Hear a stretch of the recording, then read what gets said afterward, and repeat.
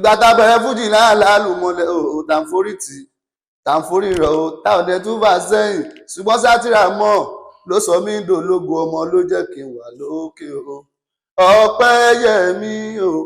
ẹni tèmi ṣú ọgbọ́n yìí mọ́lẹ̀ ńlá o àwọn dọ́bù wàásù fẹ́ ṣe bẹ́bẹ́ bàbóyin dá mọ́lá o rí entertainment o àti wasba rẹ́kọ̀ọ̀dù bàbá rọ́kíbá ọmọ December 18 o wà fẹ́ celebrate ọ̀gá o 40 years on stage o ìyẹn ní kẹjá bàkà. Ajíbọ́lá Pasuma tẹ́rì ẹ̀ǹà ó ti wá ti pẹ́ látàyà lálùmọ́lẹ̀ bàbá rọ́kíbá ọmọ Bàmọ́ra Convention Center ìyẹn ní kẹjá bàbóyìndà láti máa ṣe ìyẹn ní ṣára ti ìyàn ọlọ́pẹ́ mọ́lẹ̀ tún gbá o ọmọ rẹ́gùlà tébù ìmọ̀lẹ̀ ẹ̀ṣẹ̀ ti gbọ́ 20,000 péré tébù for 1 million ó wà tébù for 2 million ó dúró dédé tébù for 1.5 million bàbóyìndà o mo ní kò ní ìbàjẹ́ ṣàtìmọ́rí entertainment pé o kò mú ṣàríṣù ọbọ̀ yìí tún gbá o ẹ̀dẹ̀mọ́ wàásù rẹ́kọ̀ ní ìmọ̀lẹ̀ ẹ̀ǹà wọn mú ṣàrí ó bàbóyìndà ẹ̀yìn tiwa ẹ má lọ gọ́ ọ̀kì o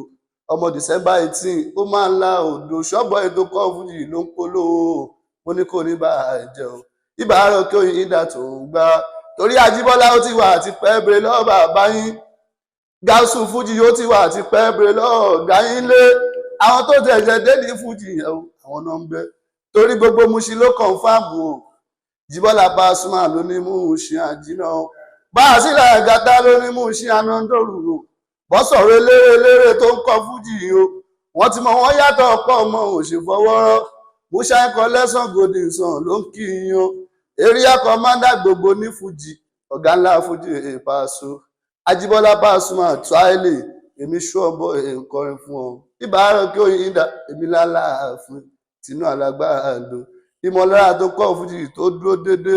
ọmọ tó lóyà pa tó lóyà 100% o ẹni tí wàá ṣàmù.